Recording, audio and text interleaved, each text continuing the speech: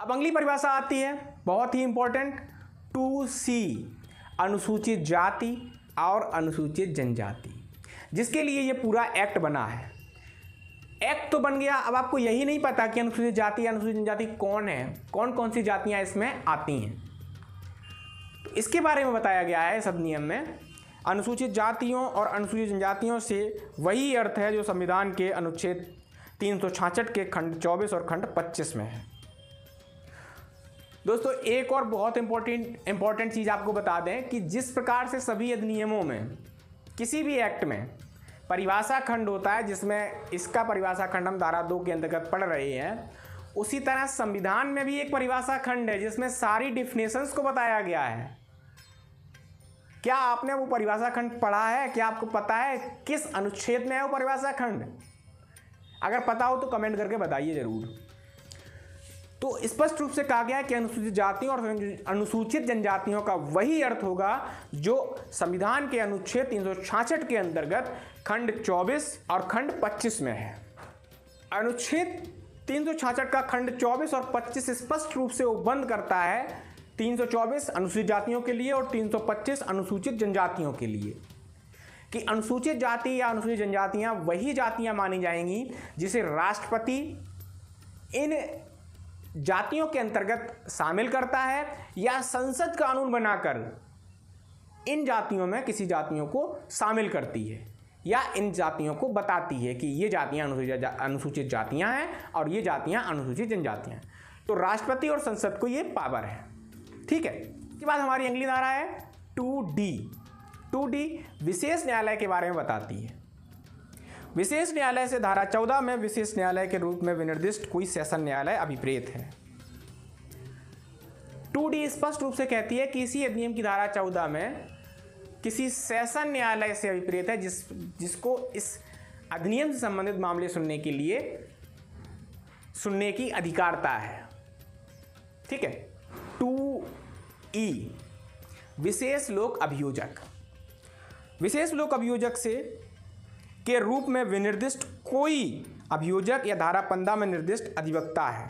दोस्तों इसी अधिनियम में बताया गया है कि विशेष लोक अभियोजक क्या होगा और उसकी नियुक्ति कैसे होगी, वो धारा 15 में है। ठीक है, तो उसी को विशेष लोक अभियोजक माना जाएगा। धारा है 2EA अनुसूची।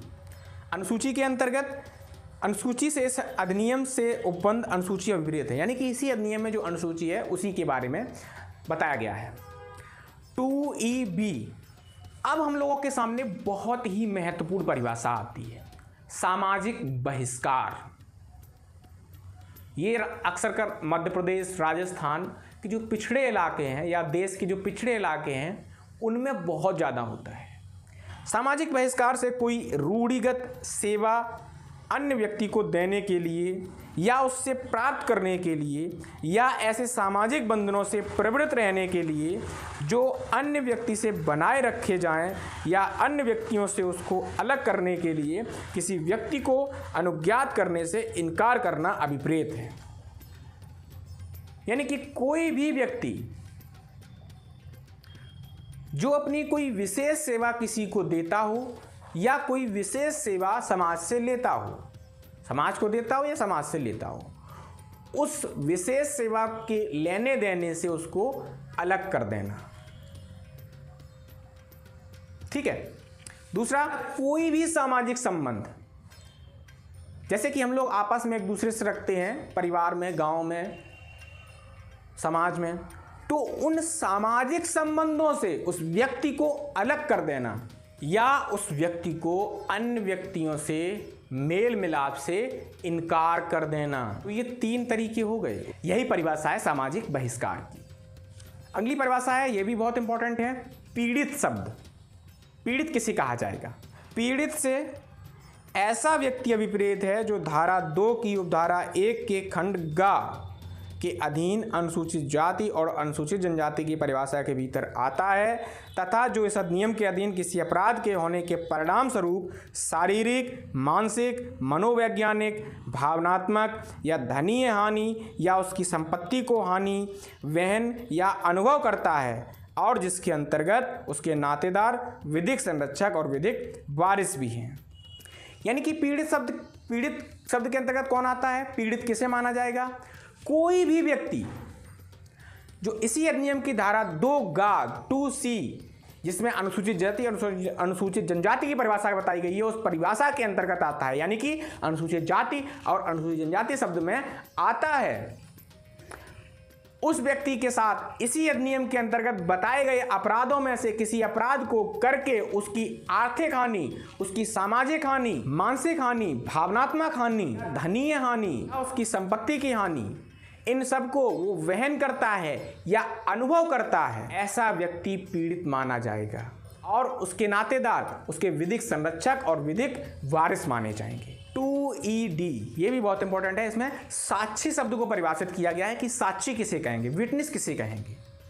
2ED कहती है साक्षी से ऐसा व्यक्ति अभिप्रेत है जो इस अधिनियम के अधीन अपराध से अंतर्वलित किसी अपराध के अन्वेषण, जांच या विचारण के प्रयोजन के लिए तथ्यों और परिस्थितियों से परिचित है या कोई जानकारी रखता है या आवश्यक ज्ञान रखता है और जो ऐसे मामले के अन्वेषण, जांच या विचारण के दौरान जानकारी देने या कथन करने या कोई दस्तावेज प्रस्तुत करने के लिए अपेक्षित है या अपेक्षित हो सकेगा और जिसमें ऐसे अपराध का पीड़ित भी सम्मिलित है।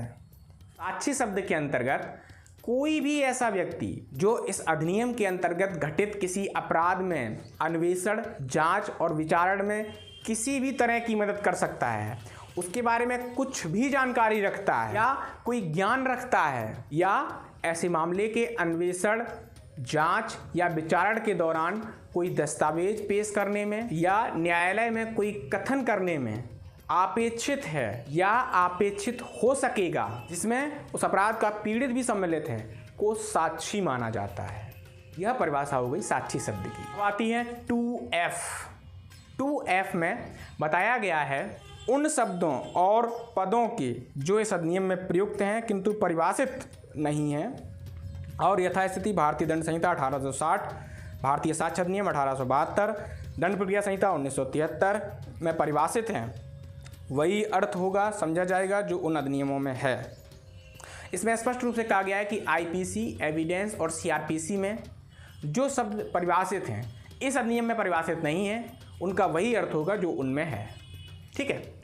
इसके बाद धारा 2 की उपधारा 2 क्या है?